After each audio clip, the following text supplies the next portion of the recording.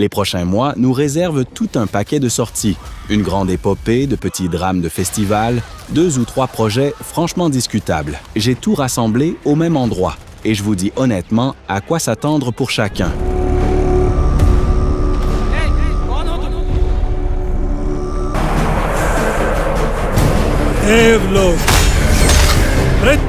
Je commence par un projet que l'industrie indienne bâtit depuis des années. Et l'échelle donne un peu le vertige. C'est le premier de 2 volets adaptant l'antique épopée, avec un budget cumulé d'environ $1,5 milliard, tourné pour l'IMAX. Les effets visuels confiés au studio derrière Dune et Interstellar. Ranbir Kapoor incarne Rama, mais toute la bande-annonce repose sur Yash en démon Ravana. La musique est signée à la fois par Hans Zimmer et A.R. Rahman, une alliance Orient-Occident qu'on n'avait encore jamais vue. Un détail coince, la version anglaise a été doublée avec de l'IA, en redessinant le mouvement des lèvres des acteurs, et ça fait déjà grincer des dents.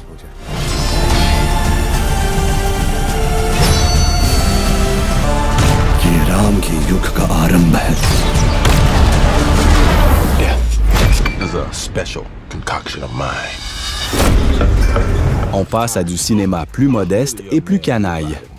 Ce thriller criminel est signé Martin Campbell, celui-là même qui a jadis relancé James Bond, et il oppose ici Samuel L. Jackson à Eva Green dans une histoire de fausse mort pour toucher l'assurance. Le départ tient presque de la farce. Le mari veut disparaître et faire porter le chapeau à l'amant de sa femme. Elle veut le tuer pour de vrai et tout rafler. Et à partir de là, c'est un duel de ruse. Tourné aux Canaries pour les avantages fiscaux et ça se voit à l'image. De sortie en salle, il n'y en a presque pas. Le film file en vidéo 1 semaine après, donc plutôt un bon thriller du soir qu'un événement. Sexy little dad. Good times, Ayla. But instead of framing you, we'll kill him and we'll have 30. Combat canine. He has seen war and ferocious hardship.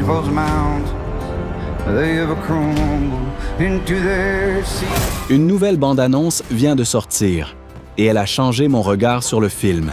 David Ayer retrouve Brad Pitt pour la première fois depuis Fury en 2014, qui est d'ailleurs ce qu'Ayer a fait de mieux. Le principe est simple. Après un crash d'avion, un officier des forces spéciales et son chien de combat réformé se retrouvent seuls dans la nature de l'Alaska, entourés d'ours, de loups et de gel. Et tout repose sur le lien entre l'homme et l'animal. La nouvelle bande-annonce ajoute des flashbacks de leur passé à la guerre. Et ce sont eux qui expliquent pourquoi ce chien compte plus pour le héros que sa propre vie. Ayer lui-même a dit que le berger allemand était numéro 1 au générique. Et en le voyant, on veut bien le croire. One last mission. You must have questions. You're the only writer who can finish this last novel. Cette adaptation, je l'attendais avec curiosité. C'est le roman le plus sombre de Colleen Hoover, porté à l'écran par Michael Showalter, avec une belle distribution. Anne Hathaway, Dakota Johnson et Josh Hartnett. Une romancière en galère est engagée pour finir le livre d'une autrice célèbre, clouée au lit après un accident. Et dans sa maison, elle tombe sur un manuscrit à glacer le sang. Ce qui m'accroche, c'est l'hameçon. On ne sait jamais si c'est la vérité, de la manipulation ou un désir malsain. Mais il y a de quoi rester méfiant. Les adaptations de Hoover remplissent toutes les salles pendant que la critique les démolit sans pitié. Donc, toute la question est de savoir si les acteurs élèvent la matière au-dessus du papier glacé. Hathaway, en vérité, semble déjà une raison suffisante d'aller voir. And he was mine. This place is insane.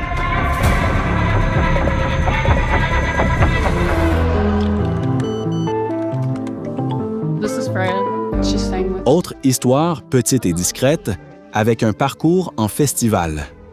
C'est le premier film d'une réalisatrice néo-zélandaise sur un été dans la vie d'une adolescente au fin fond d'un bled du milieu des années 2000. Quand Internet commence tout juste à changer la façon dont les jeunes se parlent et cherchent leur place. Il est passé par Sundance et d'autres sélections, et c'est Jane Campion en personne qui l'a produit. Un gage de qualité pour un premier film. Ce n'est pas de la nostalgie sucrée, mais une conversation honnête et parfois inconfortable sur l'envie d'être accepté à tout prix. De recettes, il n'y en aura pas. Ce n'est pas du cinéma de grande salle. She's staying with us for a bit. Make me look like a dick in front of them. So nice to have you. Welcome to our slice of the Bible Belt. Un projet que ses auteurs ont mis 5 ans à sortir.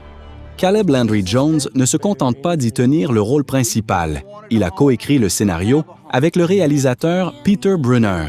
Un jeune pasteur d'une petite ville du Texas veut aider les sans-abri en plein hiver et se heurte au mur de sa propre paroisse. Le film a été sauvé par une main inattendue. Luc Besson est monté à la production, apportant de l'argent quand il en manquait cruellement pour tourner. La matière s'est construite à partir de vraies conversations avec des gens qui vivent dans la rue. Et ça s'entend au ton, il y a de l'expérience humaine plutôt que des statistiques. He's fucking scared.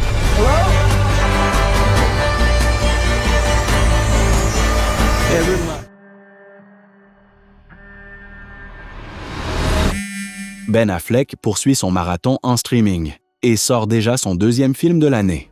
Cette fois, il est réalisateur, scénariste et vedette à la fois. Il joue un candidat à la mairie de Los Angeles dont on enlève le fils. Et toute la vie soigneusement construite de la famille s'effondre en une nuit. À ses côtés, Kerry Washington en épouse. Et le scénario est issu de la fameuse liste des meilleurs textes non tournés d'Hollywood. Derrière la caméra, un chef opérateur du calibre de There Will Be Blood. Et à la réalisation, Affleck a déjà Argo et The Town. Le drame criminel sous pression, il sait faire.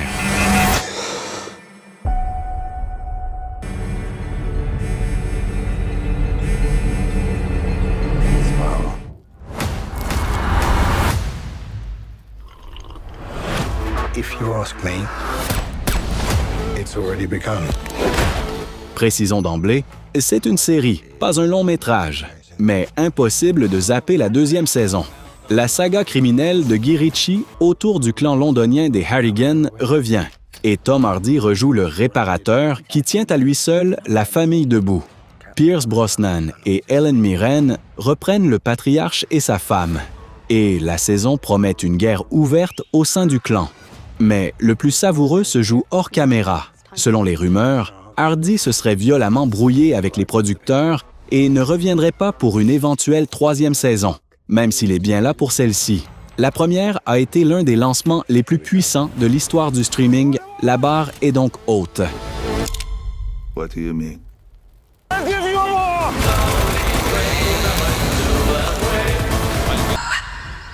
Mother of the Waters. That's kind of like book one. À ce film d'horreur, j'arrive déjà les sourcils froncés. Au plus profond de l'Amazonie, une expédition médicale tombe sur la Boyuna, un serpent ancestral géant tiré des légendes brésiliennes, qui décide lui-même qui vit.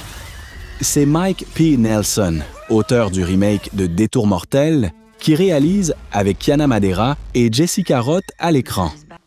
Le souci, c'est que l'année a été catastrophique pour les films de bestioles géantes. Le récent remake d'Anaconda et 2 ou 3 autres horreurs de la nature se sont vautrés côté critique et public.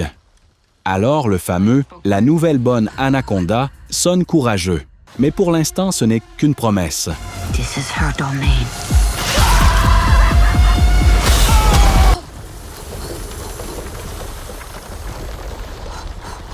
Please.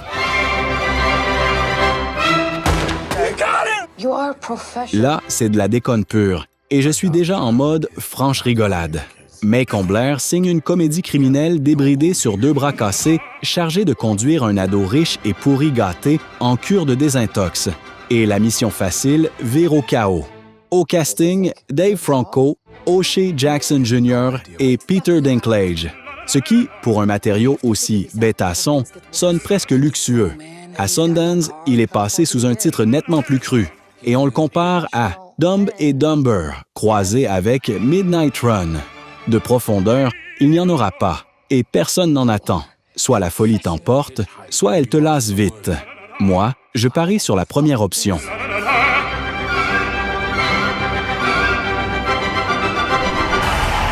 biggest hip-hop festival in the world. All the best rappers are gonna be there. On reste dans la comédie, mais celle-là me laisse plus dubitatif qu'emballé. Owen Wilson joue un père qui veut jouer au copain cool et fait entrer son ado en douce dans un énorme festival de hip-hop avant de le perdre dans une foule de dizaines de milliers de personnes. Ensuite, mosh pits, coulisses et caméos d'artistes réels comme Travis Scott ou Sexy Red. Et l'histoire est née d'un truc réellement arrivé au réalisateur. Et voilà le hic. Sur les réseaux, l'accueil a été froid, certains demandant carrément qui a commandé une comédie autour d'une marque de festival. Le charme de Wilson peut sauver la mise, mais l'arrière-goût de grosse intégration publicitaire ne s'en va pas. He's probably just out there having a great time. What do you mean he's lost? It's Travis Scott. Hi, honey. Hi, how's everything going? Dynamite in the mountain? I saw coal dust coming down out of the sky like it was snow. Don't let it out. Un petit film d'horreur qui séduit déjà par sa fabrication. Daniel Byers livre une solide histoire de monstres dans un bled minier des Appalaches. D'une mine de charbon à moitié effondrée sort quelque chose.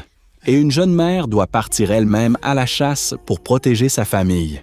Le budget est visiblement modeste. Mais c'est justement ce qui joue en sa faveur. La créature est faite d'effets pratiques, d'un vrai costume et non d'un CGI cheap. Et sur la bande-annonce, ça paraît plus honnête que bien des gros films. Les tunnels étroits et l'obscurité rappellent malgré soi The Descent. It's hungry. Blackness in the earth.